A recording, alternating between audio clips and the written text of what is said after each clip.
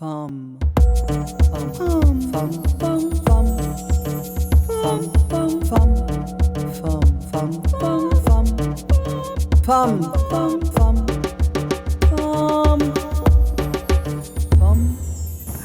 Bonjour, bonsoir, vous êtes sur le plateau de Femmes, l'émission qui donne la parole aux femmes sur tous les sujets qui nous intéressent. Aujourd'hui, on va parler de plantes médicinales, on va parler d'histoire, on va parler d'éducation, d'enseignement, on va parler du passé, du présent, de la Martinique, du monde, on va parler aussi d'Haïti. Vous êtes sur Zitata, ne bougez pas.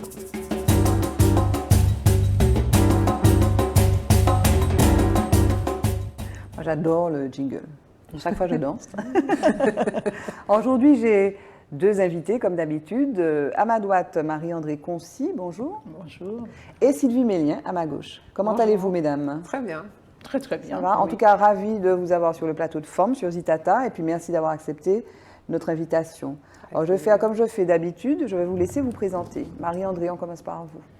Merci Barbara. Marie-André Concy, je suis docteur en sciences de l'éducation et auteur du livre Santé verte en la médecine traditionnelle créole héritage. Vous êtes donc vous êtes aussi infirmière? Je suis infirmière de formation première. Oui. Scolaire?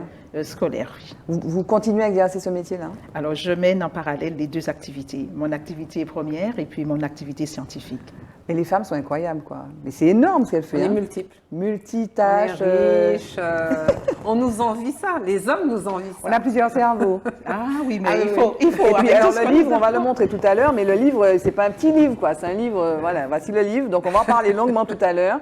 Donc, auteur de Santé verte, la médecine traditionnelle créole, héritage, Marie-André Concy. Moi, je vous ai découverte un peu par hasard parce que je faisais des recherches sur la plantothèque.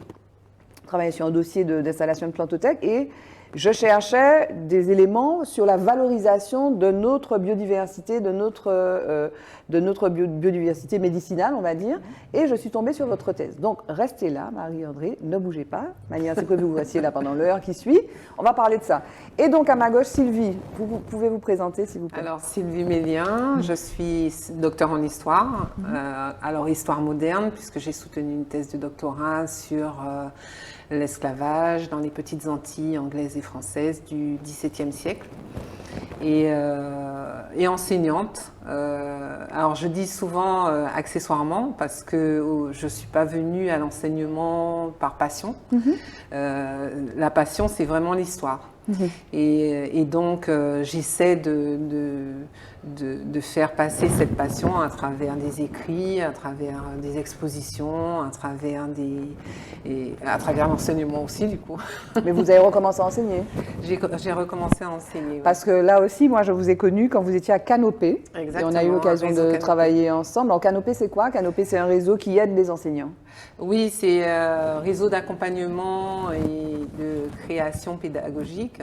C'est un réseau qui accompagne les enseignements en termes de ressources et de formation numérique notamment, puisque avec le tournant du numérique, cet opérateur permet, grâce à ses formations, d'accompagner et de permettre aux enseignants d'être un petit peu plus aguerris sur le numérique. Et là, vous êtes donc revenu ou retourné dans un établissement scolaire. Vous êtes où du coup maintenant? Alors, je suis au lycée l'AGT du François. Oui. Et c'est vrai que le fait d'être revenu à l'enseignement, alors j'y suis revenue après 12 ans, je suis restée 12 ans à Canopée et j'étais un peu craintive parce que c'est comme apprendre le vélo, hein, l'enseignement, mais en même temps les jeunes ont changé, c'était pas tout à fait les mêmes et finalement je me suis... non, quand vous dites qu'ils changent, c'est vrai qu'on a un peu une image de jeunes un peu turbulents, de jeunes des générations un peu plus difficiles, non? C'est-à-dire que les jeunes, c'est comme nous quand on avait leur âge. Si on n'est pas intéressé, on bouge. Oui. À partir du moment où on est intéressé, on est intéressant et qu'ils entendent ce qu'ils vont apprendre. À partir du moment où ils participent à ce qu'ils vont apprendre, parce qu'on oublie quand même une chose, c'est qu'ils ne sont pas volontaires pour venir en classe. Hein. Donc s'ils y viennent et en plus ils s'ennuient, donc clairement ils vont vous embêter dans votre classe. Il faut faut les capter. Il faut les capter, absolument. Marie-André, vous évoluez, vous, dans quel établissement vous évoluez? Alors, je suis affectée au LPA du Robert, lycée agricole, de l'enseignement agricole, et c'est vrai que je rejoins Sylvie, parce que c'est vrai qu'aujourd'hui, les jeunes, l'école n'a plus de sens pour les enfants. Et c'est aux enseignants de montrer tout l'intérêt, tout l'enjeu des apprentissages et surtout qu'est-ce qu'ils en feront pour leur propre projet professionnel. Et c'est vrai que quand l'enseignant est passionné par sa discipline, évidemment, qu'il va pouvoir captiver les élèves et les amener vers cet enrichissement dont ils attendent et qu'ils espèrent. Mais tout l'enjeu est là. Il faut qu'il y ait du sens dans les enseignements. Si ça n'a pas de sens, l'élève s'ennuie dans la classe. Non, mais j'ai envie de dire, pour vous provoquer un peu, vous êtes un peu en concurrence avec Netflix aussi, les profs, là. Il faut que vous soyez dans l'infotainment, l'edutainment, quoi. Mais figurez-vous qu'on utilise Netflix qui fait des documentaires magnifiques et qui permettent de servir de support. Ils ont fait un documentaire autour de l'histoire de Rome et des différents empereurs romains. Mais voilà, on se sert de Netflix pour pouvoir leur montrer que, oui, avec Netflix, on peut apprendre aussi. Mais est-ce que tout, alors là, on empiète peut-être un petit peu sur le débat de tout à l'heure, mais quand même, sur les supports, précisément sur la pédagogie, est-ce que tous les profs, tous les enseignants sont prêts à faire ça? Alors, je pourrais parler pour moi. Oui. Parce qu'il y a le programme et puis tout le programme, et il y en a qui sont toujours peut-être au diapo. Je pourrais parler de ce que je fais avec les élèves, avec mes élèves. Après, les collègues, je ne sais pas. D'accord. J'avoue que Mais les enseignants sont un peu libres d'utiliser les supports qu'ils veulent. Ils peuvent utiliser les supports qu'ils veulent, dès que ça correspond au programme qu'ils doivent enseigner. Oui. Vous n'avez jamais voulu être enseignante, Marie-André? Pas forcément, non. C'est vrai que je suis plutôt dans la recherche-action.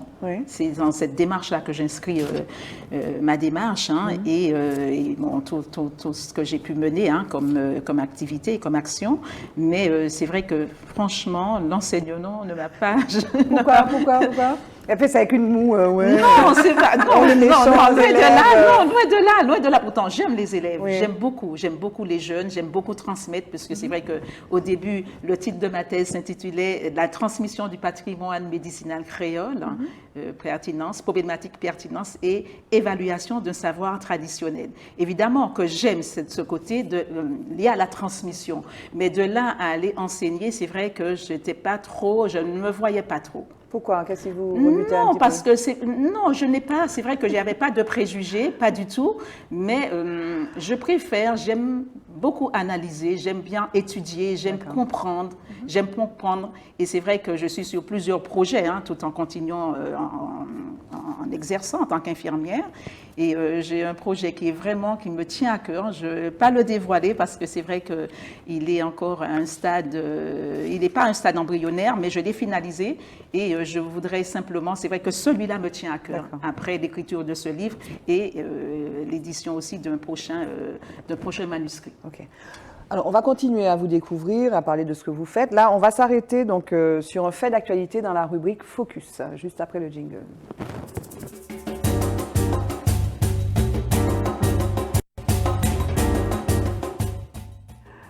Alors, retour avec mes invités, Marie-André Concy et Sylvie Mélien. Donc, on va parler beaucoup d'histoire. On a commencé à parler d'enseignement aussi. Mais là, je voudrais qu'on s'arrête sur un fait d'actualité. Donc, dans cette rubrique, c'est un peu traditionnel. Et là, je voudrais qu'on parle d'Haïti. Alors, j'avais choisi qu'on parle d'Haïti avant donc les faits absolument tragiques qui se sont déroulés le 7 juillet, donc avec l'assassinat du président Jovenel Moïse, et puis le fait par un commando de 25 hommes, il me semble, dont certains ont été arrêtés, certains même ont été tués. Et donc la première dame d'Haïti qui s'est retrouvée, qui a dû être acheminée vers Miami pour être soignée. Donc au moment d'ailleurs, il y a eu des bruits qui ont couru selon lesquels elle aurait été, elle aurait elle aussi succombé donc au cours de cette attaque. Mais à l'époque, en fait, quand je préparais cette émission, j'avais choisi de vous parler d'Haïti pour vous parler donc de cet état de violence en fait qui gangrène la société haïtienne depuis des mois et des mois, donc et ce phénomène de gang dont certaines victimes étaient d'ailleurs le 1er juillet, il me semble que ça s'est passé dans la nuit du 29 juin au 30 juin, une journaliste, une femme qui était une féministe. Alors il y a eu un journaliste, Diego Charles et Antoinette Duclerc, deux personnes qui ont été abattues donc, parmi 15 autres personnes. Donc il y a eu un communiqué, en tout cas un texte qui a été diffusé par une association qui s'appelle RADI, donc qui s'insurgeait contre cet état de violence et finalement de violence généralisée qu'on a du mal à comprendre en fait de l'extérieur. J'imagine que vous avez suivi cette actualité. Donc le paroxysme finalement de ce climat de violence était l'assassinat d'un président. D'un président de la République haïtienne. D'ailleurs, la République haïtienne qui a exactement la même devise que celle de la République française, liberté, égalité, fraternité. C'est pareil. Oui. Qu'est-ce que vous avez pensé qu'est-ce que vous pensez de ça et de ce fait? Donc, cette femme a été assassinée, mais Antoinette Duclerc, oui, c'est son nom. Mais bien sûr, donc il y a plein de gens qui ont été tués, dont le président. Qu'est-ce que vous pensez, vous, en tant qu'historienne, chercheuse, qu'est-ce que ça vous inspire, cette situation? Alors, c'est vrai que c'est une situation difficile à Haïti, mais je suis quand même partagée parce que souvent on a que les images d'Haïti avec cette violence, ces meurtres, ces enlèvements, etc. Et finalement, on oublie l'autre face d'Haïti qui est quand même une belle Haïti avec des gens qui font, des gens riches, une population magnifique, des gens accueillants. Haïti, c'est un pays magnifique dans lequel j'ai eu l'occasion d'aller. Et voilà, je suis un peu partagée. C'est vrai qu'il y a cette violence qui montre... Mais aujourd'hui, excusez-moi Sylvie, aujourd'hui quand même l'actualité, qui est une actualité qui finalement qui submerge tout le reste. Moi aussi, j'ai eu l'occasion d'aller en Haïti pour travailler sur les musiques, c'est extraordinaire. Mais aujourd'hui, ce qui submerge les Haïtiens eux-mêmes, le phénomène des gangs, par exemple, on a eu l'occasion de le voir sur les médias martiniquais ou nationaux, internationaux, c'est que des dizaines de milliers de personnes sont obligées de quitter leur domicile pour se rendre dans des lieux où ils seraient un peu avec d'autres personnes. Et qui c'est qui trinque dans ce climat-là? Ce sont les pauvres, les plus pauvres des pauvres, parce que Haïti, c'est un pays pauvre, globalement, même s'il y a des gens très riches. Mais ce sont ces gens-là, et notamment les femmes qui trinquent de ça, qui sont violées, qui sont aussi kidnappées, qui sont enlevées. Donc j'entends bien, mais la situation actuelle, c'est ce climat de violence paroxystique qui effectivement aboutit à l'assassinat d'un président. Donc j'entends bien. Qu'est-ce qui explique, d'après vous, cela Alors, qu'est-ce qui explique? Je pense qu'il y a plusieurs facteurs. Déjà, les gangs, certains d'entre eux étaient aux États-Unis et les États-Unis ne gardent pas, quand vous avez commis quelque chose de répréhensible, on ne vous garde pas, on vous renvoie chez vous. Donc, je pense qu'il y a cette première chose. Il y a aussi le fait que le président, au départ, il y avait des manifestations pour ne pas garder, pour qu'il quitte le pouvoir. Il n'a pas fait. Il devait partir en février. Enfin, voilà, il ne voulait pas partir, il voulait rester. Et puis, il y a la situation économique aussi. Ce sont des gens qui ont besoin... C'est un État qui est extrêmement pauvre, qu'on n'aide pas beaucoup d'ailleurs. Toutes les Occidentaux, enfin nous... Après le tremblement de terre, le séisme qui était dans les années 2000... J'ai oublié. Enfin, voilà, il faut 2009. Je ne sais plus. Enfin, on va pas se tromper. On va pas se tromper. 2010. Voilà, 2010. Il y a eu, 2009. voilà, 2010. Voilà. 2010. Petit trou de mémoire. Il y a eu quand même beaucoup d'argent de la communauté internationale aussi. Alors, il y en a eu beaucoup. Après, où est-ce que cet argent est allé? Voilà. Est-ce que cet argent est allé effectivement aux personnes qui en avaient le plus besoin? D'accord. C'est toujours les questions qu'on se pose d'ailleurs. Mais est-ce que ça explique la situation, les gangs? Est-ce que, voilà, l'historienne que vous êtes, qu'est-ce que ça évoque chez elle? Tout à l'heure, vous me disiez, Haïti, c'est un pays qui était triplement endetté. C'est vrai que, est-ce que l'histoire explique? Est-ce que finalement la démocratie aussi, on a l'impression que la démocratie, c'est quelque chose qui est de toute éternité. Est-ce que finalement... oui. C'est vrai que la naissance d'Haïti est une naissance particulière. C'est la première république nègre. elle a arraché sa liberté, elle a arraché son indépendance, qu'elle a d'ailleurs payée très chèrement. Les gens ne savent pas que c'est dans les années 60 qu'elle a terminé de payer la dette.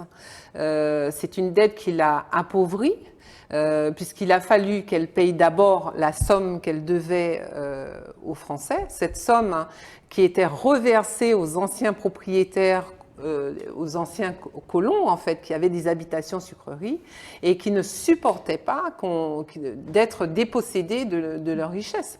Donc il a fallu qu'elle fasse ça. On oublie que la France a envoyé des navires pour faire un blocus autour de l'île jusqu'à ce qu'elle accepte de payer. Et le président de l'époque s'était donné 5 ans pour payer cette dette faramineuse, qui n'a pas réussi d'ailleurs. Ensuite, il y a eu l'occupation américaine où Haïti a dû arrêter de payer la dette parce que les Américains, comme ils étaient là, ils ne voulaient plus que cette dette soit payée, mais que l'argent aille ailleurs. Et puis Haïti a beaucoup emprunté aux banques françaises et aux banques américaines. Et jusque dans les années 60, a payé des intérêts. Donc ça explique l'état de ces gangs, cette violence. En partie. Comme j'ai dit tout à l'heure, les gens répréhensibles, on ne les garde pas aux États-Unis. Donc on les a renvoyés, ils se sont retrouvés en Haïti. Il y a la situation économique qui est particulièrement difficile. Elle est mondiale, mais particulièrement, plus on est petit, plus on est impacté par les situations économiques. La situation politique est instable, puisque la population, une bonne partie de la population ne voulait plus de ce président, ils voulaient le départ de ce président. Et puis, il y a la corruption aussi. Et puis, il y a aussi l'illettrisme aussi. Il y a aussi l'illettrisme. Il y a aussi l'illettrisme. Et on se rend compte, si on fait le parallèle avec Cuba, alors je le fais vraiment de façon, puisque je suis pas du tout spécialiste ni de Cuba ni d'Haïti. Mais si on compare les deux, on se rend compte que Cuba s'en sort mieux parce que justement, elle a une population qui est beaucoup plus, en termes de culture et d'éducation, ça accompagne davantage la population qu'en Haïti. Un mot peut-être, Marie-André, sur cette situation? Tout à fait, pour compléter. Alors c'est vrai que je rejoins l'analyse de Sylvie, mais il faut comprendre aussi, quand un pays est acculé à la dette et acculé à la misère, qu'est-ce que les gens ont? Ils n'ont que la violence pour manifester leur mécontentement. Et c'est vrai que c'est ce qu'on a vu. Excuse-moi de vous interrompre, là on ne parle pas de violence des gangs. Enfin, les gangs, c'est aussi du trafic. Là, en l'occurrence, ceux qui ont tué Jovenel Moïse, c'est des Colombiens dont on ne sait pas d'ailleurs par qui ils avaient été commandités. Tout à fait. C'est vrai que moi, c'est un crime c'est un meurtre qui m'a affecté.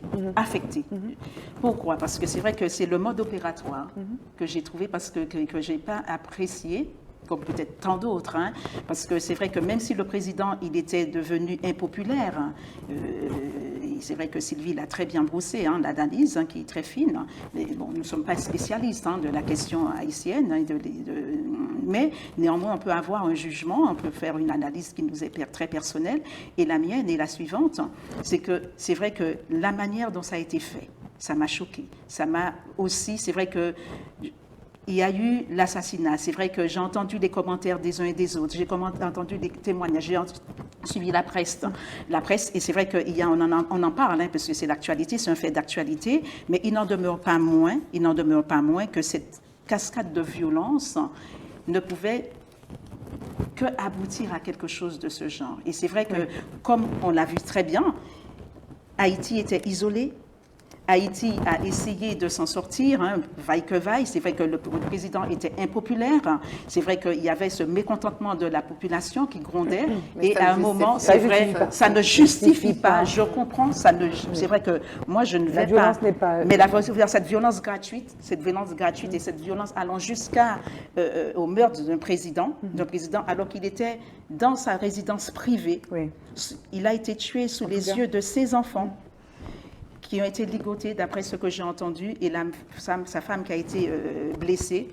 qu'on a dû évacuer. C'est vrai que c'est une violence à laquelle, même si, quel que soit son bord, on ne peut pas accepter. C'est clair. On ne peut pas accepter. En tout cas, et puis, il y a quelque chose qui m'a surprise et qui m'a quand même aussi choquée, c'est que quand j'ai regardé le journal de TF1 ou les journaux occidentaux, ça n'a pas été la une. Hein. C'est venu vraiment après d'autres nouvelles.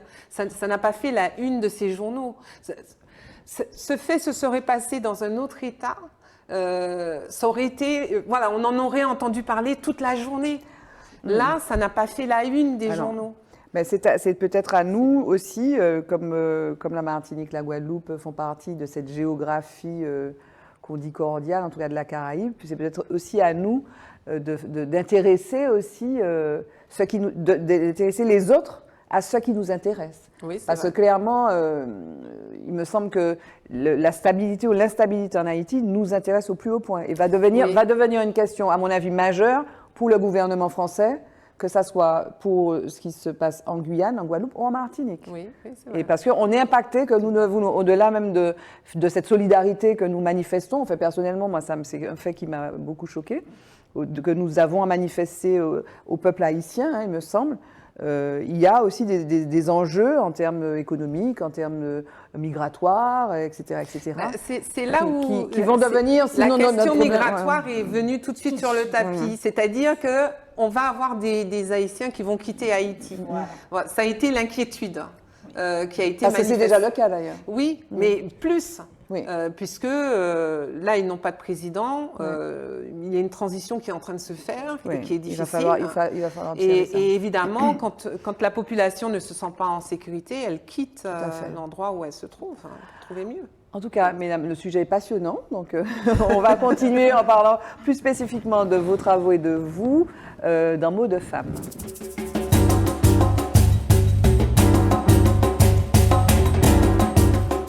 Retour sur le plateau de Femmes avec mes deux invités, Sylvie Mellien, Marie-Andrée Concy. Alors Sylvie, vous êtes historienne et vous êtes, on peut voir votre travail là ces jours-ci, sur les grilles de la préfecture, un peu comme à Paris sur les grilles du Jardin du Luxembourg. Mais c'est extraordinaire parce que c'est passant et ça attire l'œil. Il y a de très très belles photos. Oui, Sylvain Demange. Sylvain Demange. Et il y a de beaux textes qui sont vos textes sur la dissidence. Et donc c'est un parcours. Est-ce que vous avez vu l'exposition, Marie-Andrée? Non, pas encore. Vous n'allez pas à Fort-de-France, Marie-Andrée? Barbara, permettez que je vous dise que je viens. C'est vrai que j'ai une année très très dense et je viens d'être en vacances, vraiment. Et je suis sollicitée à droite à gauche. Là maintenant, je vais prendre le temps pour faire une culture, pour faire des visites. Elle est là le 22 juillet. Voilà, juste pour faire du tourisme culturel. Ah mais très bien. Voilà. Alors ça s'appelle Mémoire de vie, dissidence et résistance. Au pluriel. Au pluriel, c'est magnifique. Ce sont des panneaux en noir et blanc avec des portraits magnifiques et des textes. Donc on parle de dissidence. C'est bien. Et de résistance. Oui. Parce que c'est la troisième expo que je fais pour la préfecture. La première, c'était sur la Première Guerre mondiale, qui était également sur les grilles de la préfecture. La deuxième, c'était sur la dissidence déjà. C'était pour un 14 juillet et c'était pour commémorer 1943 avec le ralliement de la Martinique à la France libre. Et cette exposition, je m'y suis trouvée un petit peu par hasard parce que Sylvain Demange, qui est un Français, photographe, amoureux de la Martinique, cherchait une historienne. Donc on se connaissait un peu, mais il sait que je travaille sur l'esclavage, mais il ne savait pas que j'avais déjà fait des travaux sur la dissidence. Donc du coup, on en a discuté, ça a été un travail d'1 an, 2 ans pour lui, 1 an, puisqu'il venait régulièrement prendre des portraits. D'ailleurs, certaines des personnes qui sont photographiées ne sont plus là. Je pense à Monsieur Marant, par exemple, qui n'a pas eu le temps de voir l'exposition. Ça a été difficile avec l'année de confinement aussi, pour travailler. Il a fallu... la visio c'est devenu quelque chose de courant, mais il a fallu travailler, ça a été difficile. Et mettre en adéquation les photos du camp de Balata, des personnages et du texte. Et j'ai voulu qu'on parle de dissidence au pluriel, parce qu'en fait, ces dissidences, elles ont été multiples, hein, pas le fait simplement de jeunes qui partaient, il y a d'autres personnes qui partaient, et à l'intérieur de la Martinique, il y avait aussi des actes de dissidence et de résistance, parce qu'on parle toujours de la résistance qu'il y avait en France, et également de la collaboration. Il y a eu les deux également à la Martinique. Et il y a eu une population qui a été résistante, qui arrêtait de travailler dans les champs, qui arrêtait dans les usines, qui sabotait, etc., etc., comme en France. Vous connaissez ce moment de notre histoire? Oui, tout à fait, puisque c'est vrai qu'il y a eu des moments d'écrit. Mais pas depuis si longtemps aussi. Non, mais on en trouve. Aujourd'hui, surtout qu'avec la démocratisation de l'information, vous avez en un clic, vous avez accès à l'information via Internet. Et c'est vrai que si quelqu'un ne connaît pas l'histoire ou bien ne veut pas une culture générale qui est vraiment limitée, c'est que la personne, c'est elle-même qui le veut bien. Parce qu'il y a pas mal de sources. Il y a énormément, et c'est vrai que moi, je m'intéresse à tout ce qui concerne mon pays, mais ailleurs aussi, parce qu'on est dans un monde qui est en pleine mutation. On a besoin aussi de comprendre. Mais pour pouvoir être bien, on a besoin de comprendre ce qui se passe chez nous. Si vous ne connaissez pas votre histoire, eh bien, vous ne pouvez pas construire votre identité et ne pas savoir qui vous êtes. Et là, ça, j'ai envie de dire, Marie-André, c'est vraiment important. Mais ça, ce sont des choses qu'on dit, on le dit, c'est presque une tarte à la crème. Oui. Mais ce travail, moi j'ai en tête qu'on parle de la dissidence, mais c'est très bien qu'on en parle d'ailleurs, avec le film de Jeanne Palcy notamment. 2006, ça a vraiment démocratisé. Exactement. Et puis on a vu et tout. Moi, ma question, c'est plus pour les jeunes générations qui vous occupent aussi. Est-ce que ce sont des choses qui sont apprises dans les manuels scolaires ou pas? Parce qu'on parle de la Seconde Guerre mondiale, est-ce qu'on parle de cette... En tout cas, le ministère ne nous interdit pas de le faire. D'accord. Il y a un texte qu'on appelle l'adaptation des programmes que les enseignants d'histoire-géographie et du premier degré connaissent. Quand il y a des parallèles, des ponts qui sont faits entre l'histoire française, ou plus globale, et l'histoire martiniquaise. Donc, c'est à nous, enseignants, de le faire.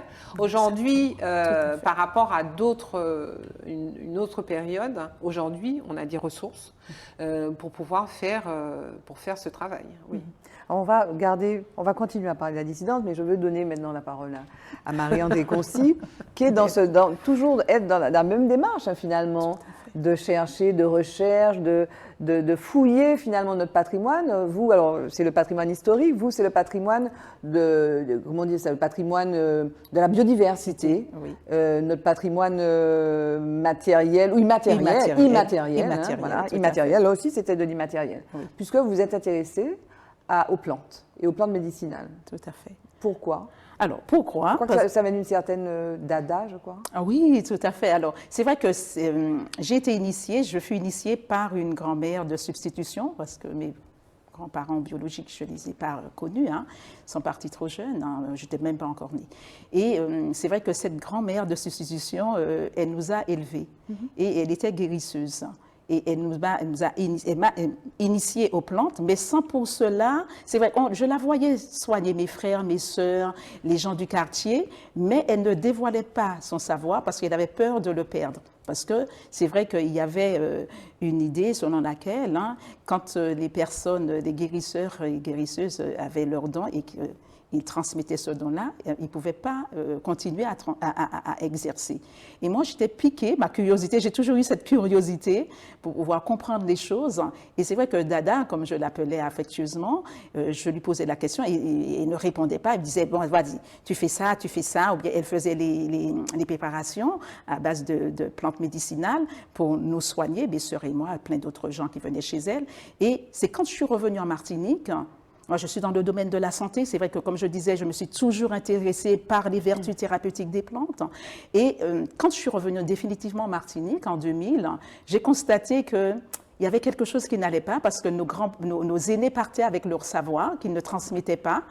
Le jardin créole que j'avais connu, parce que je suis partie très jeune, le jardin créole que j'avais connu était c'était plus le jardin créole, c'était les pelouses avec des bosquets, j'avais plus de lecture de mon paysage et je voyais bien que les gens se soignaient, mais bon, c'était la biomédecine qui prédominait et quand je posais des questions aux gens, j'avais bien l'impression, je dis bien, que cette médecine était partie en désuétude. Et c'est à ce moment-là que, je savais que j'aurais fait une thèse depuis très longtemps, je savais, mais je n'avais pas encore le thème.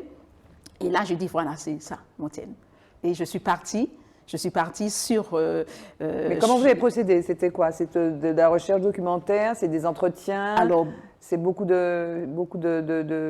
d'entretiens sur le terrain avec les gens qui savent? Il faut beaucoup, c'est vrai qu'il faut les deux, parce qu'il faut cette recherche théorique, parce qu'il faut vraiment consulter toute la littérature scientifique qui a trait au thème en question. Et ensuite, il faut aller sur le terrain pour pouvoir interroger les gens. Et c'est vrai que j'ai interrogé les usagers de la médecine traditionnelle, j'ai interrogé les adeptes de la médecine traditionnelle d'origine martiniquaise, d'origine haïtienne, d'origine saint-lucienne. Je suis allée en immersion à Sainte-Lucie. J'étais toujours sur le marché de Castries. Et j'ai interrogé énormément de personnes pour pouvoir comprendre qu'est-ce qui les anime et quels sont les enjeux et pourquoi, alors que la biomédecine existe et qu'il y a des soins, qu'il y a un parcours coordonné, et pourquoi ces gens-là, malgré tout, continuaient, comme je l'ai constaté, à utiliser leurs pratiques thérapeutiques ancestrales. Et c'est à ce moment-là que j'ai appris plein de choses. C'était passionnant, c'était une recherche vraiment qui m'a passionnée du début jusqu'à la fin. Mais on a l'impression que c'est un peu à la mode, entre guillemets, c'est revenu. Peut-être qu'il y a eu un moment où c'était peut-être en phase d'être perdu. Mais là, notamment avec le Covid, Zebapic en Guadeloupe, la Toumo, j'ai l'impression que ça se démocratise en plus, non? Il y a un retour à ça, peut-être, non? Alors, le retour était déjà là, je pense. Le retour était déjà là. Parce que même à la maison, dès que j'ai la grippe, c'est de la Toumo. On prend de la Toumo. Il y a le gros hibiscus rouge. On prend pour mettre aussi. On prend de la pelure de citron. Enfin, voilà, pour transpirer, pour uriner beaucoup, on prend comment ça s'appelle pour transpirer, c'est la cannelle. Alors, il y a la cannelle, oui. Il y a la cannelle pour uriner beaucoup quand on est dans un régime. Alors, c'est vrai qu'il y a des rhizomes d'Atumo. Oui, mais c'est pas la Toumo. Il y a salsepareil. Non plus. C'est pas ça non plus. C'est une herbe qui ressemble à... Il y a chat, je crois, dedans. Ah oui, herbe à chat? Non, pas herbe à chat, non. L'orthosiphon. Babinchat. Voilà, c'est joli. Orthosiphon, tout à fait. Mais il y en a énormément. C'est une plante de fleurs blanches comme ça. Oui, et on se rend compte... Moi, je me souviens aussi, j'avais des règles particulièrement douloureuses. Et ma mère allait sur le terrain prendre des petites fleurs violettes, l'armoise, je crois que ça s'appelait comme ça. Oui, Sylvie Fort. Oui, c'est elle qui l'a su. Elle a baigné là-dedans, et c'est vrai. Après, j'attends que vous ayez terminé, Sylvie. Après, je vais rebondir et je vais répondre à la question. On ne me donnait pas de Doliprane et de tout ça. On me faisait des tisanes d'armoise pour faire passer la chose plus facilement. Et vous aviez un soulagement. Oui, oui, c'est pour ça que j'en parle. Alors voilà, je reviens. Alors c'est vrai qu'aujourd'hui, moi j'avais l'impression que cette médecine n'était pas connue, et je me suis dit, c'est vrai que j'étais curieuse de savoir qu'est-ce qui se passait réellement, mais j'ai été agréablement surprise parce que les gens, malgré tout, quand j'ai fait ma recherche, quand j'ai fait la recherche empirique, j'ai interrogé les gens et les gens continuent à utiliser les deux médecines. Et pourquoi? Quand il y a eu tous les scandales sanitaires, les gens ont eu peur et les gens n'ont plus eu confiance en la médecine moderne, et ils se sont, quand vous n'allez pas bien, vous avez tout essayé, par exemple la médecine moderne, et que vous voyez que vous n'avez pas de soulagement, qu'est-ce que vous allez faire? Vous allez retourner vers la tradition, quelque chose que vous connaissez très bien et que vous mettez... Pas d'ailleurs, quand vous dites quelque chose que vous connaissez, c'est là que je ne suis pas d'accord avec vous. Vous connaissez. Vous connaissez, certains connaissent, non, mais pas tout le monde. Alors, les parents, il faut comprendre que la médecine traditionnelle, elle était transmise de génération en génération au sein des familles. Moi, demander à ma maman, je ne suis pas sûre qu'elle connaisse les bienfaits comme Sylvie. Après, ça donne... Non. Et pourtant, je n'ai pas vécu en Martinique. pourtant, je n'ai pas vécu en Martinique. Et ma mère a gardé ce savoir-là.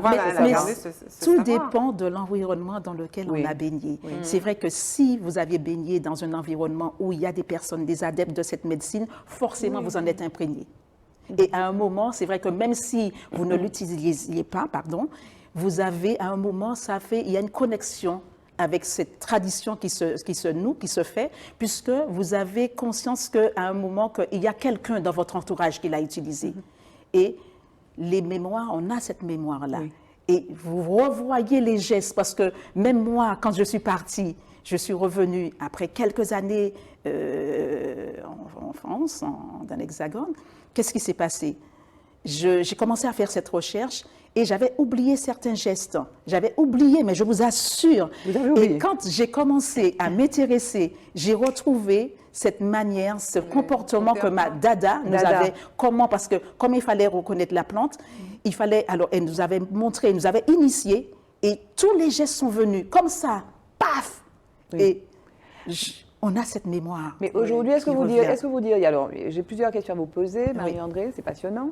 Est-ce que vous diriez que c'est un peu à la mode maintenant? Parce que maintenant, il y a tout ce, comment dire, cette vague, entre guillemets, de plantothèques. Donc, il y a des associations qui se sont créées pour...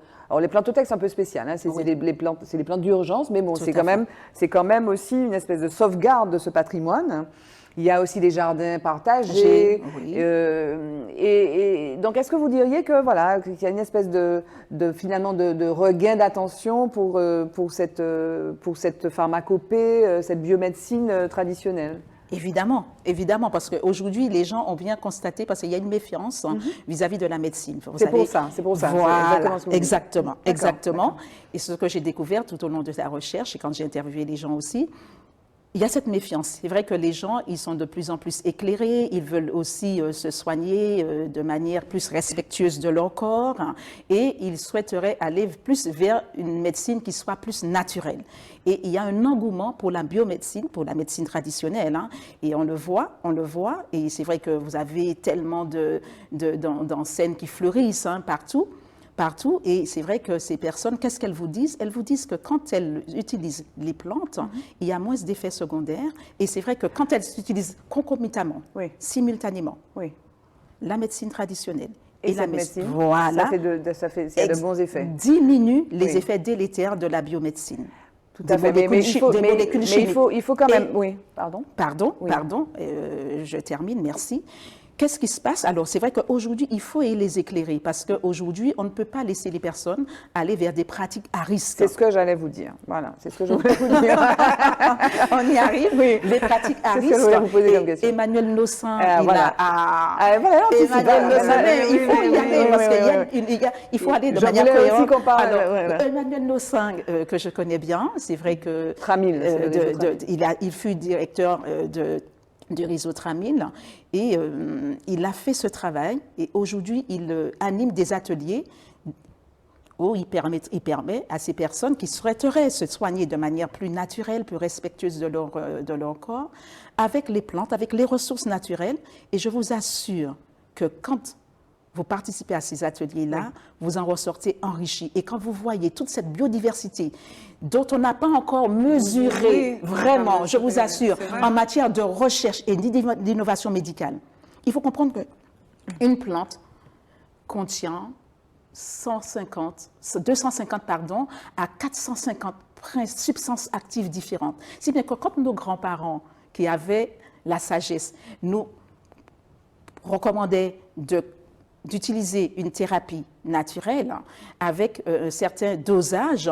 ils avaient cette sagesse. Parce que n'oublions pas que c'est la première médecine du monde, et c'est vrai que c'est une médecine qui a fait la preuve de sa validité parce que ce sont des faits, elle est basée sur c'est une médecine expérimentale, une médecine aussi empirique, et ce sont les faits thérapeutiques répétitifs qui ont fait la preuve de leur efficacité qu'on a retenus. Qui sont validés. Et qui sont validés. Mais ce que vous dites, il y a 250 principes actifs, et vous disiez tout à l'heure, faire attention, il faut permettre aux gens d'utiliser de façon éclairée. Parce qu'une même plante, on vous dit que doser comme ça vous fait du bien, et puis doser comme ça vous fait du mal. Hein. Il faut faire très attention. Donc il faut faire très attention. Mais alors, il faut faire attention, mais c'est vrai qu'il n'en demeure pas moins que quand nos parents qui avaient acquis la sagesse vous recommandaient 3 petites feuilles, ils vous disaient toujours, ils insistaient dessus. Tu mets 3. Il ne faut pas mettre plus que Exactement. ça. Une petite fleur, mais j'ai toujours entendu les 3 petites feuilles. Ils insistaient, 3 petites feuilles. Et vous ne pourriez pas, avec un tel dosage, avoir des effets délétères de la plante. Et d'ailleurs, c'est rigolo d'ailleurs, moi l'année dernière j'ai eu la dengue, mais carabinée. J'y pensais. J'ai eu la dengue carabinée et je suis donc allée voir un médecin, le docteur Mambrini, spécial salutation, et qui m'a donné, donc il m'a dit, mais vous prenez du Doliprane et ça, donc il m'a fait ma petite ordonnance, donc c'était 3 clous de girofle, 3 clous de girofle, 3 morceaux de cannelle, alors on vous dit morceaux de cannelle, pas de 1 cm, donc je coupais ma cannelle 1 cm, 3 morceaux de cannelle, 3 clous de girofle, il y avait du thym, machin, mais c'était 3 clous de girofle. Je dis, mais pourquoi 3, pourquoi pas, mais c'est 3. Et voilà, et donc le truc est super précis, et effectivement, et les effets, mais dans le traitement de la dengue, étaient extrêmement intéressants, ça permettait d'atténuer le Doliprane, alors effectivement, on oublie que ça attaque le foie. Maintenant, ils font les reins, très attention. Maintenant, ils mettent, en fait, comme sur les paquets de cigarettes, ils vous mettent le Doliprane détruit le foie. Quand vous achetez un paquet de Doliprane, vous avez envie de l'acheter, quoi. Et avant, vous preniez ça et tout. Maintenant, ils font attention. Et d'ailleurs, il y a une plante qui s'appelle le Doliprane, Marianne. Tout à fait. Oui, mais je l'ai à la maison. Et ça fait le même effet, d'ailleurs. Ça fait le même effet. Mais si il se dénomme Doliprane, c'est bien parce que voilà la plante. Alors, n'oubliez pas vraiment que les molécules chimiques dérivent. C'est vrai que c'est la plante, mais la plante mais sous forme chimique. Oui, alors autant c'est vrai qu'on a le principe actif et simplement ça ferait une trop grande quantité de plantes à utiliser et c'est vrai qu'ils l'ont synthétisé sous forme de molécules chimiques. Mais il vaut mieux prendre tout ce qui est naturel, parce que le vivant ne peut soigner que le vivant. Et quand vous comprenez ça, nos ancêtres l'avaient compris, et ils nous soignaient de manière économique, écologique et durable. Alors, il y a donc, depuis 2011, donc dans le cadre du processus d'inscription des plantes des Outre-mer à la pharmacopée française, on a quelques plantes, je crois 11 plantes, une liste de... Non, 16 plantes qui sont inscrites dans la pharmacopée française. Ça veut dire quoi? Ça veut dire qu'au niveau national, on reconnaît que pour soigner les maux de tête, on peut utiliser le Doliprane. C'est ça que ça veut dire? C'est bien ça. C'est vrai que ces plantes-là sont entrées dans la pharmacopée française, reconnues. Oui. Et si un prescripteur, un médecin qui les connaît bien, qui les a bien maîtrisés, souhaiterait prescrire ce type de plante, il y en a 16, il pourrait en toute légitimité le faire, puisque c'est vrai qu'il y a eu cette inscription sur la liste de la pharmacopée française, comme l'armoise, comme tant d'autres. Mais est-ce qu'il faut dire aux gens, est-ce qu'il faut insister, parce qu'il faut donc, et puis bon, ces produits-là sont commercialisés ou pas d'ailleurs? Parce qu'on se dit que, un peu comme Zebapic, quand on a entendu que pour soigner le Covid, on utilisait Zebapic et qu'il y avait le professeur Joseph en Guadeloupe qui a fait finalement la une de l'actualité. On se dit qu'il y a du potentiel sur cette pharmacopée, mais que, on n'y est pas encore vraiment pour monétiser ça. Est-ce qu'on a envie de le faire? Est-ce que et est-ce que si on ne le fait pas, ce ne seront pas les autres et les grosses compagnies multinationales qui voudraient le faire? Ça avait déjà été fait avec Madame Fidéline. Oui, tout à fait. Il y avait la queue chez elle chaque fois pour aller chercher des sirops. Elle avait des sirops. Oui, mais c'est un cas. Est-ce que de plus en plus, vraiment, les personnes ont pris conscience. C'est vrai qu'il y a eu ce travail de recherche qui n'avait pas été mené jusqu'à maintenant. Et les gens sont contents de trouver un tel livre. Et j'ai pu prouver que cette médecine, elle a toute sa validité scientifique, vraiment, mais avec énormément avec une abondante recherche et une bonne documentation. Et aujourd'hui, ces personnes-là veulent s'emparer de cette alternative thérapeutique. Oui, ces personnes-là. Alors, pas toutes les personnes, parce que c'est vrai qu'aujourd'hui, les consciences sont éveillées. D'accord, les gens en général, aussi bien, par exemple, des amis à moi me disaient qu'en France, quand il y a eu la médiatisation, quand monsieur Joseph a déposé son brevet sur les propriétés de l'herbe à pic pour soigner la Covid, les deux se disent la Covid, le Covid, mais mes parents qui sont en France, un petit peu dans toutes les régions. Il y a eu énormément. Et mes sœurs qui sont là-bas, mes sœurs, mes frères, mes amis, me disent qu'ils sont allés en pharmacie, il y avait une rupture de stock, il n'y en avait plus. Donc très bien pour le professeur Joseph, mais le reste, là, toutes les autres, les 16 plantes plus toutes les autres, qu'est-ce qu'on en fait? Est-ce que ça crée de l'emploi? Est-ce qu'on crée une filière? Qu'est-ce qu'on fait avec ça? Alors au fur et à mesure, il faut comprendre que les médecins, M. Nossin me disait que les médecins veulent être formés parce qu'ils veulent utiliser, prescrire ces alternatives thérapeutiques naturelles et ils dispensent des formations. Ils dispensent des formations. Là, prochainement, là, d'ici ce mois-ci, il y a une formation qui va être mise en place, qui a été demandée par les médecins et les pharmaciens. Oui. Mais où est-ce qu'on trouve ça? Alors, pour qu'eux, ils puissent s'imprégner, comprendre les enjeux thérapeutiques, et c'est vrai que ce sont des alternatives de soins que leur patientèle réclame. Et ça va être fait. Alors, alors moi, je reste dans mon domaine. Oui. Mais Marie-André, attendez, j'ai une question. Oui, mais où est-ce qu'ils trouvent l'équivalent de Virapic? Si je veux du Doliprane, je ne sais pas combien donne du Doliprane, la petite boîte de jaune, là, sans faire de pub. Oui. Où est-ce que je trouve le Doliprane en gélule, vous voyez ce que je veux dire, ou en sirop? Où est-ce que je trouve le Doliprane qui vient issu de notre agriculture biomédicale? Oui, mais attendez, alors moi je ne m'occupe pas de cette partie, c'est M. Nossin, c'est vrai, parce que c'est lui qui est le spécialiste. Moi je ne suis que, j'ai mis au jour cette médecine et surtout montrer qu'elle a toute sa validité scientifique et surtout qu'elle a ses bienfaits thérapeutiques et là son efficacité, pardon.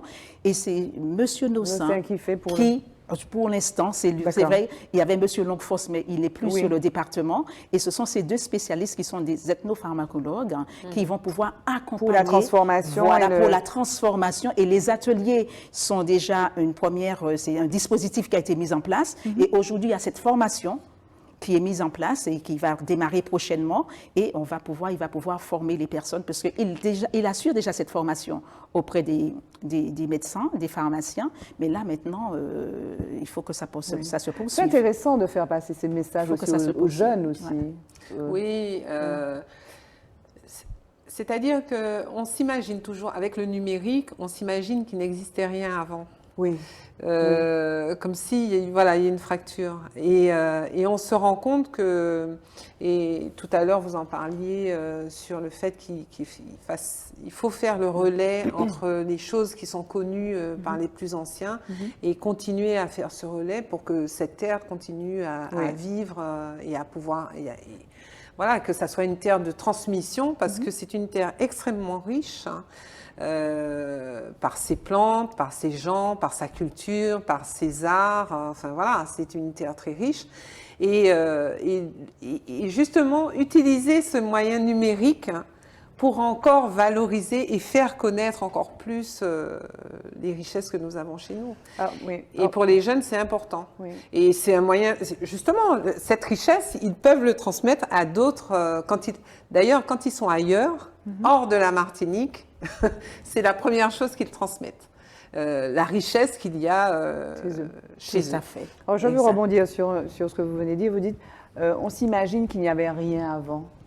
Avec les réseaux sociaux, c'est vrai que, et en histoire, c'est un peu le cas, et les événements récents notamment, enfin les événements de l'année dernière, vous parlez de Shell, etc., on a l'impression, enfin moi quand j'ai vu ça, j'ai eu l'impression, mais je veux interroger l'historienne et la chercheuse que vous êtes, sans vouloir vous prendre dans un piège, mais je me suis dit c'est marrant, parce que moi j'étais en Martinique dans les années 98, et puis il y a eu cette espèce d'intérêt extraordinaire pour l'abolition, mais la libération des esclaves romains le 22 mai, et puis il y a tout le travail qu'avaient fait les organisations depuis les années 60, tous les historiens, que ça on parle de Armand Nicolas, Pagot, etc. Et là, me réveillant l'année dernière, je me dis mais 2020, mais...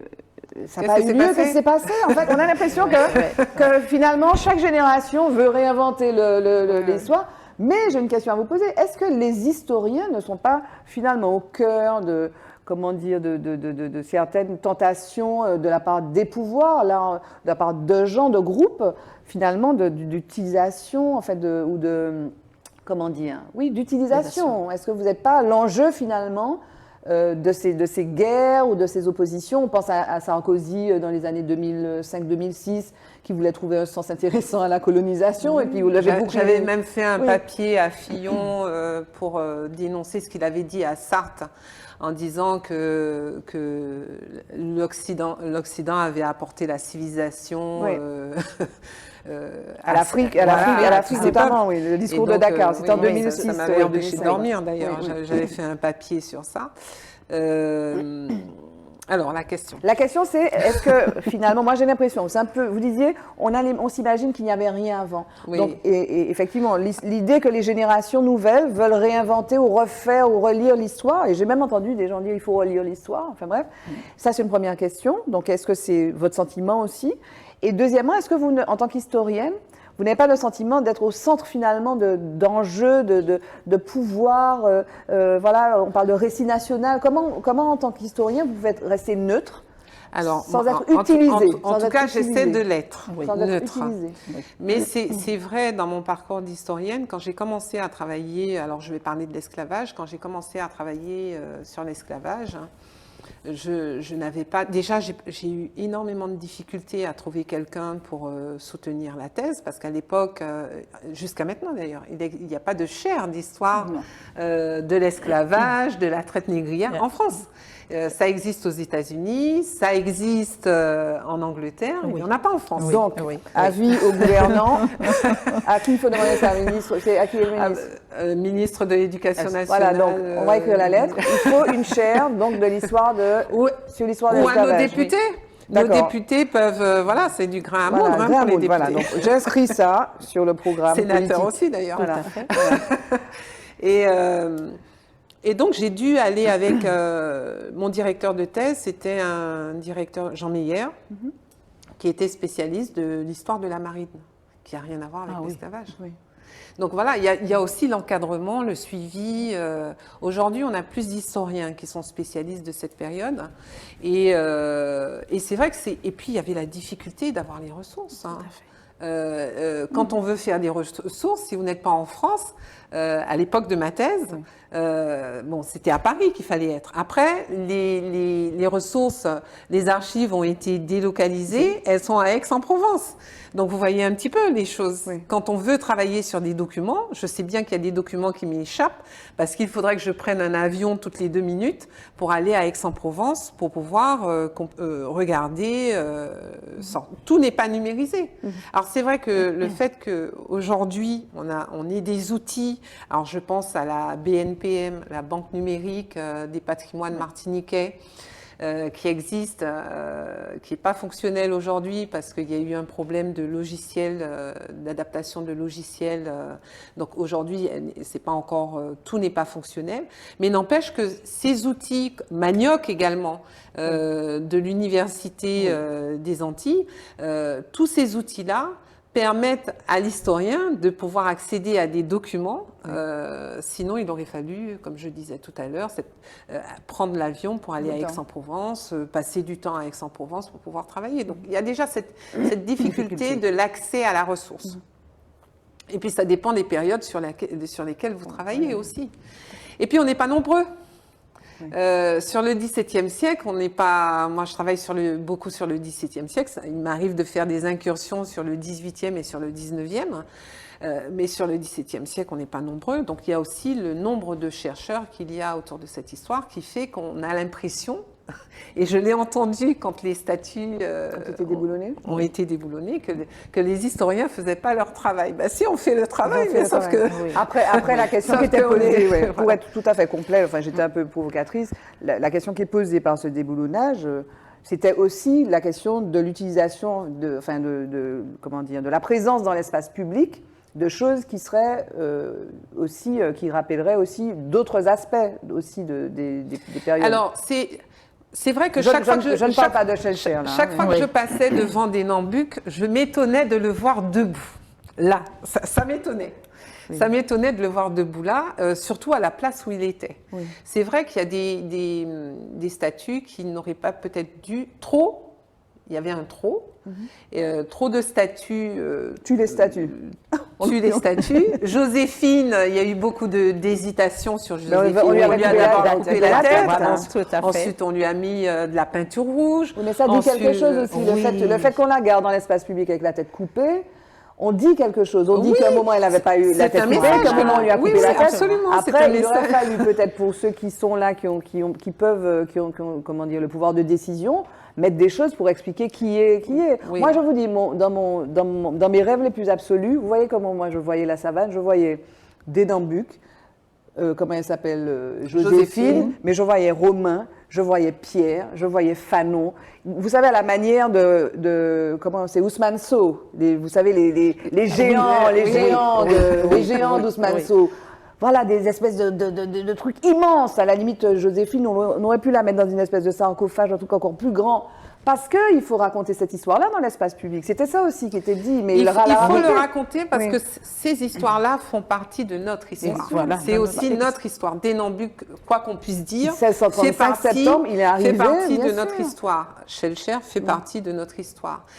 Joséphine fait partie de notre histoire. C'est notre histoire. On ne peut pas enseigner. On ne peut pas enseigner l'histoire de la Martinique sans parler de ça. Et puis il fallait. On ne peut pas. C'est comme si on fait. Je me souviens des talibans qui avaient cassé des ruines, etc., qui font disparaître des pans d'histoire, qui vont tomber dans l'oubli. Cet oubli qui nous a fait déjà pas mal de tort. On ne peut pas.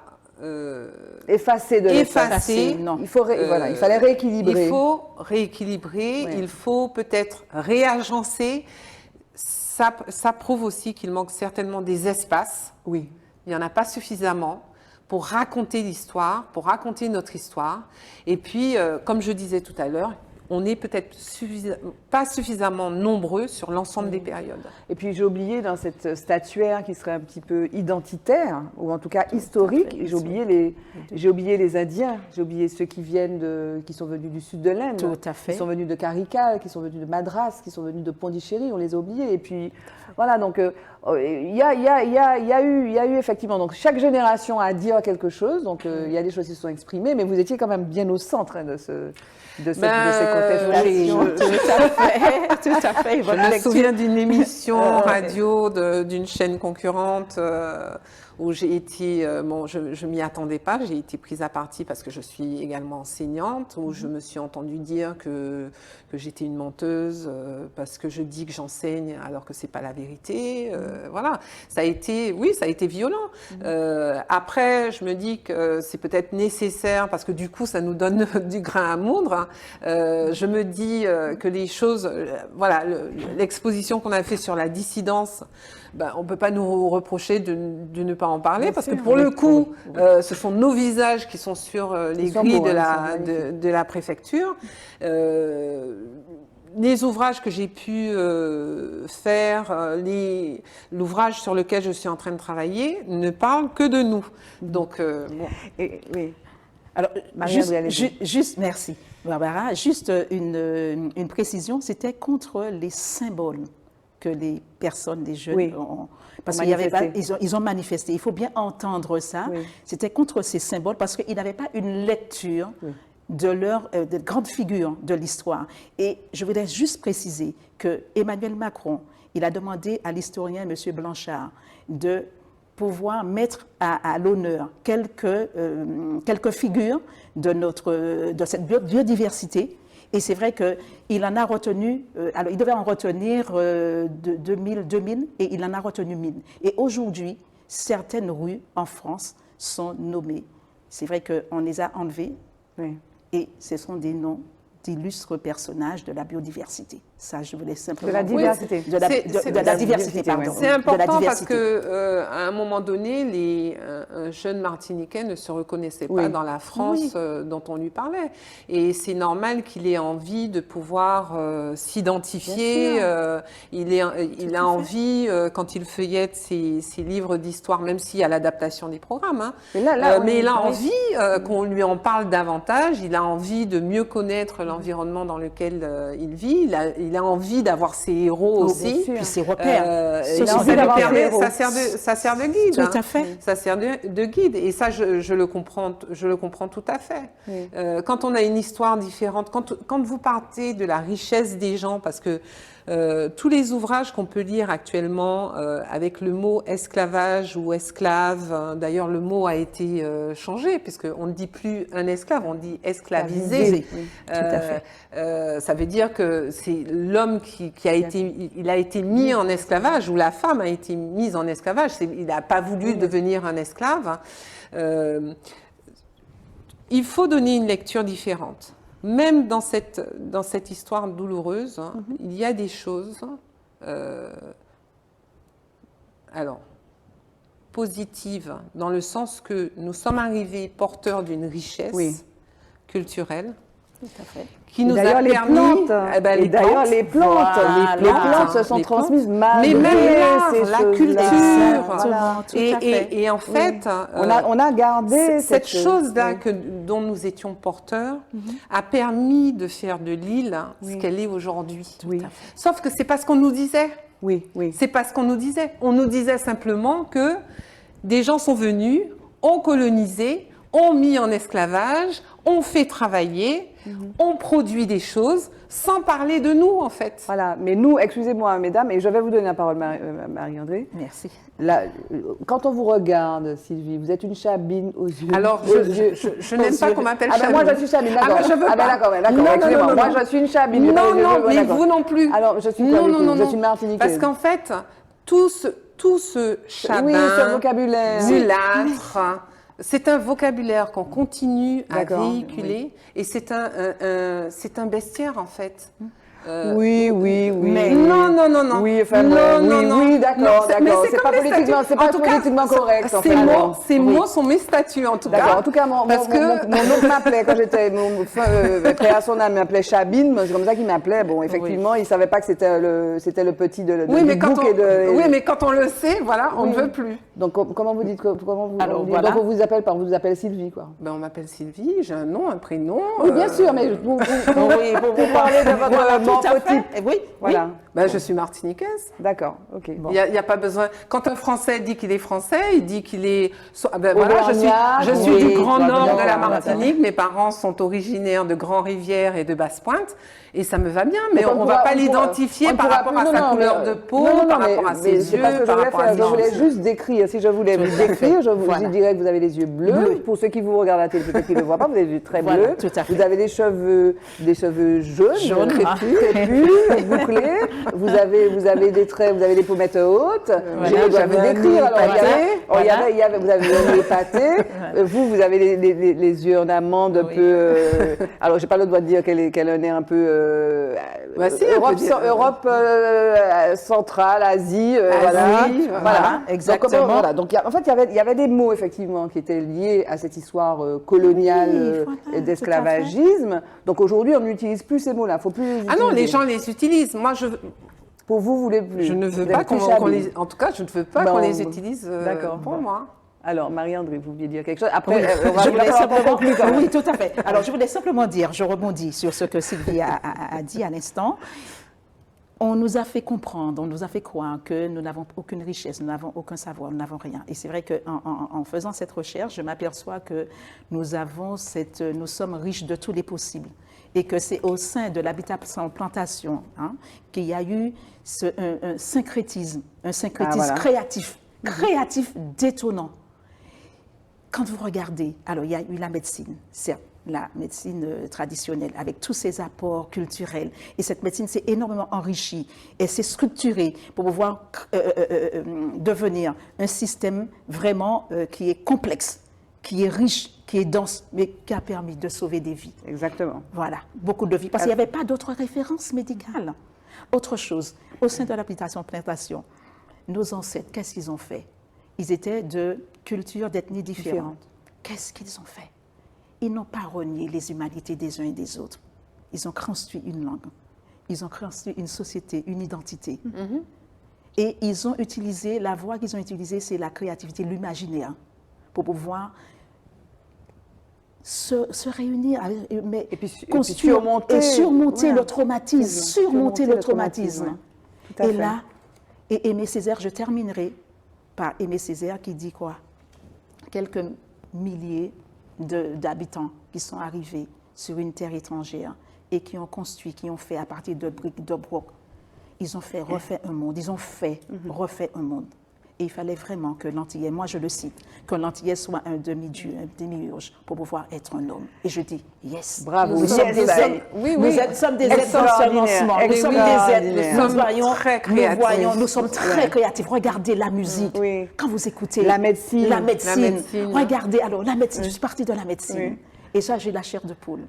La musique, quand vous écoutez. La cuisine, je discutais avec vous, Sylvie. La gastronomie. La gastronomie. Ah oui. Vous dites, c'est pas possible. Mais même les vêtements. Mesdames, vous savez qu'on pourrait rester là jusqu'à demain matin, mais il va falloir qu'on conclue. Alors, je vous laisse.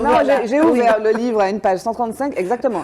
La médecine traditionnelle martiniquaise résulte d'un syncrétisme culturel issu d'un processus historique et social apparu durant la colonisation des Antilles françaises.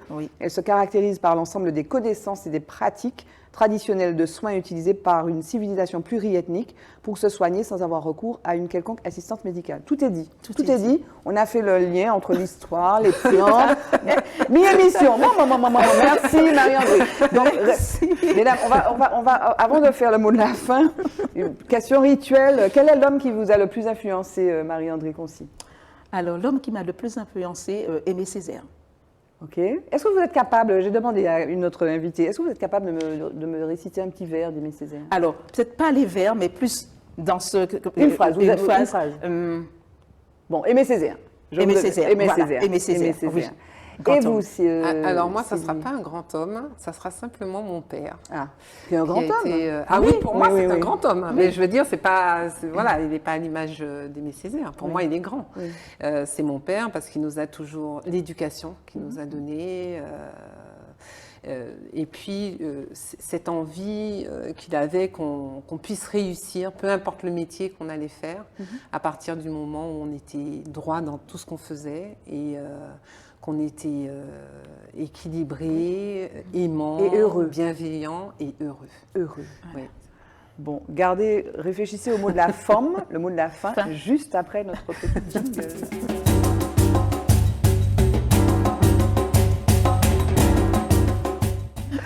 Oh, j'aime bien. Suzy Tata, d'habitude, vous dites des émissions, c'est 1 minute 30 pour les sujets, 1 heure. Nous, là, on est en train d'exploser le timing, je ne sais pas quelle heure il est. En tout cas, bon, vous êtes restés là. Mesdames et messieurs, mes invités sont passionnantes, vraiment. On va faire un deuxième numéro. Le mot de la forme, Marie-André. Le mot de la fin. Alors, je voudrais simplement que, à travers cette lecture de nous-mêmes, que nous puissions prendre conscience de qui nous sommes avec toutes ces valeurs qui nous ont fondés, qui nous ont construits, toutes ces valeurs que nous sommes en train de perdre, des valeurs de solidarité, de respect, des valeurs d'humanité, vraiment. Et quand je vois comment... Et d'amour, parce que c'est vrai, amour, amour, ah oui, l'amour, l'amour, parce que je vois comment nous détruisons, comment nous sommes... Cette société est devenue, et ce n'est pas ce que nous avons reçu en héritage. Vraiment. L'objet d'une autre émission, n'est-ce pas? Le mot de la forme. Alors moi, c'est la confiance. La confiance, c'est vrai que le contexte international, environnemental, etc., est difficile, compliqué. Et je dis simplement, et je le dis à mes élèves et aux jeunes, il faut avoir confiance. Croire en nos capacités, croire qu'on est capable de pouvoir être ambitieux malgré tout, malgré les difficultés, Et puis, s'aimer les uns les autres et grandir ensemble. Parce qu'on peut. Merci mesdames, merci Marie-André, merci Sylvie d'être venue sur le plateau de Femmes sur Zitata. En tout cas, vraiment, on a passé un super moment. Merci beaucoup. Aussi. Mais on a explosé les temps. Donc, merci à vous de nous avoir suivis. On se retrouve pour un autre épisode, un autre numéro de Femmes sur Zitata, avec des femmes, chaque fois aussi inspirantes, aussi extraordinaires. Merci mesdames. À bientôt.